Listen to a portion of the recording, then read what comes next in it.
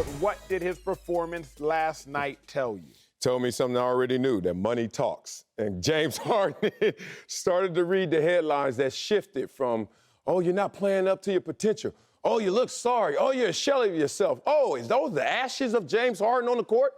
To contract talks look different because of these postseason woes. And once James Harden read those headlines, and I read those headlines in The Athletic. Now, if The Athletic is writing it, that means the GM's reading it. If The Athletic is right, that means people with brains are actually reading it. And James Harden read this, and he said, damn, they messing with my bread. Oh, it's not them, it's me on this court not playing up to my standard. And I respect James Harden for that.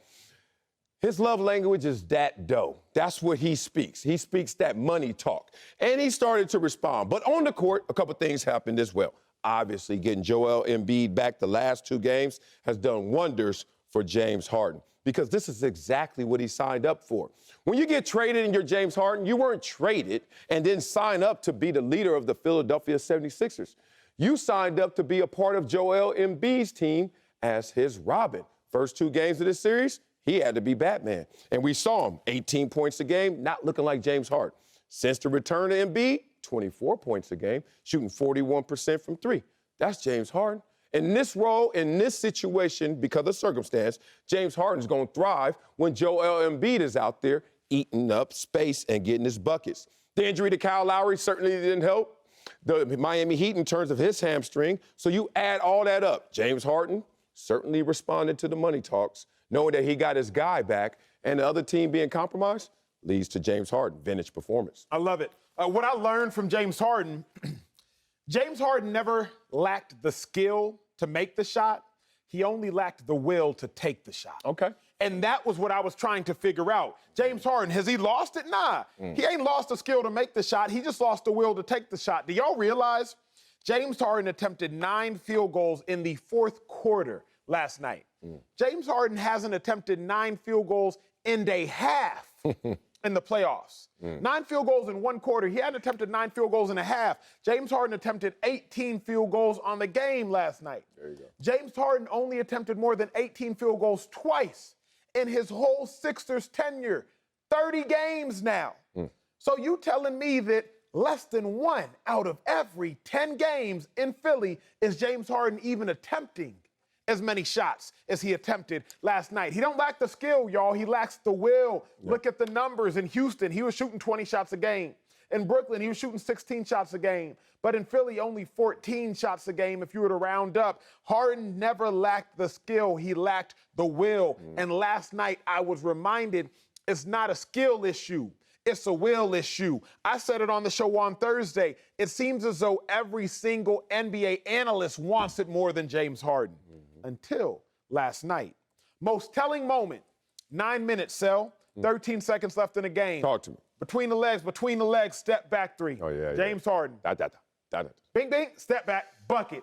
Forget the bucket. Look after the bucket. I've never seen James Harden show this level of emotion while being in Philly. I haven't seen it. I haven't seen it, y'all. I haven't seen it, and I'm watching all my James Harden Sixers games. What did that emotion tell you? A player will tell you more with his actions than he'll ever tell you with his words.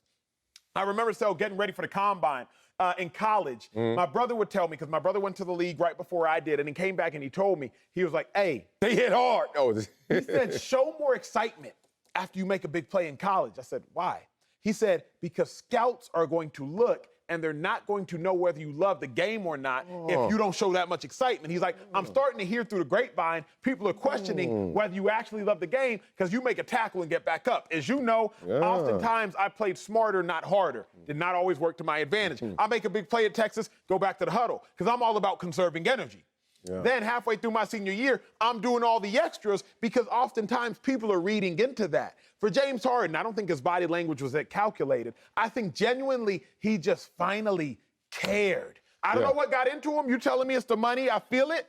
But all I know is this much. James Harden never lacked the skill. He just lacked the will. And finally, last night, he got his will back. Oh, I know what got into him. Great story, too. That's real.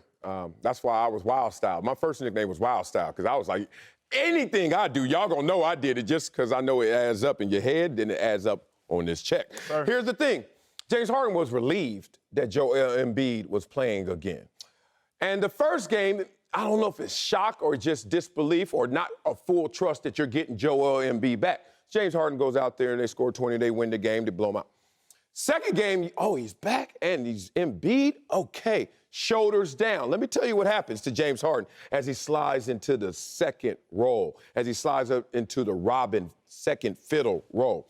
When you're relieved, then you know everything you do in success is a bonus. Like they looking at you like, all right, because this is Embiid's team.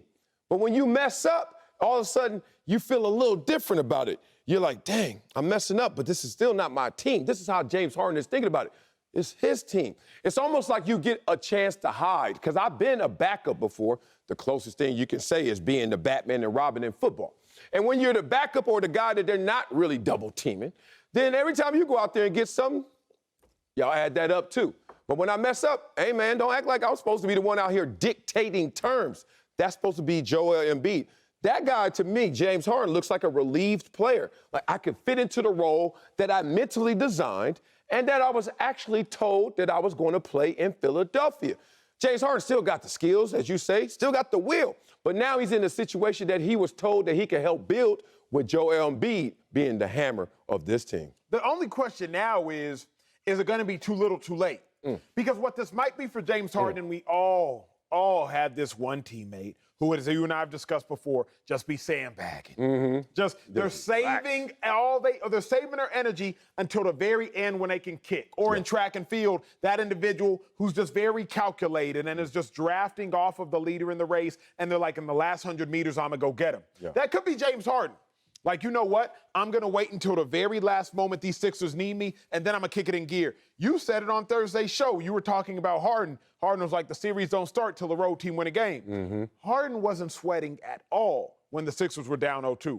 Because he was like, yo, series don't even start until the road team wins one. Now Harden just has his best game in what is essentially a must-win game because you cannot afford to go down 3-1. Maybe Harden is very calculated.